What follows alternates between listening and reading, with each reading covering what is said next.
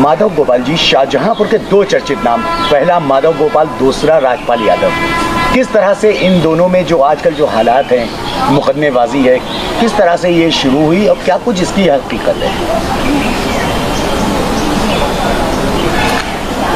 शुरुआत तो देखिए एक बहुत पुराना चल रहा है, लगभग 2011-12 से चल रहा है। तो शुरुआत तो आप लोगों को मालूम ही होगी। 2010 में हमने इनको एक शाहजहांपुर होने के नाते और इनके बार बार रिक्वेस्ट करने के नाते इनको लोन दिया था 5 करोड़ रुपए का। और बाद में उसके कई 3 सप्लीमेंट्री एग्रीमेंट भी हुए। और मैं कई बार, चूँकि ये पैसा मिथिलेश जी जो पूर्व सांसद हैं, वर्तमान में राज्यसभा के सांसद हैं, उनके साथ भी कई बार गया। अब वो पूरा मामला माननीय दिल्ली उच्च न्यायालय में चल रहा है और इसमें कहीं किसी प्रकार का कोई वो नहीं है। जो न्यायालय का निर्णय है वो चल रहा है।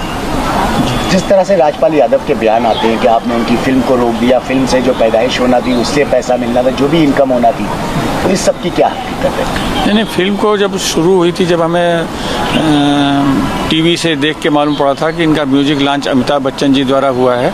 और चूँकि हमारे एग्रीमेंट में ये लिखा हुआ था कि इनको निगेटिव पीरियड मॉर्गेज रखने थे, तो उस कंप्लायंस ना होने की वजह से स्टे हुई थी।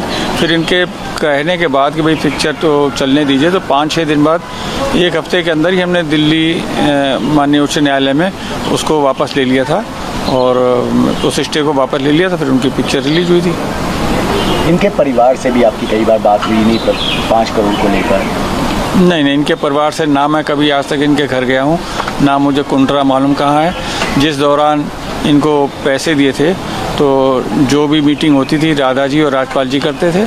और 1-2 बार इनके जो बड़े भाई हैं श्रीपाल यादव, मेरी फैक्ट्री में मई 2012 में बहुत बड़ी फायर हो गई थी, तो उस सहानुभूति में वो फैक्ट्री में मिलने आए थे मेरे से। तो इसके अलावा मेरी इनके किसी भाई से या और किसी से कभी कोई किसी प्रकार की कोई बात नहीं हुई।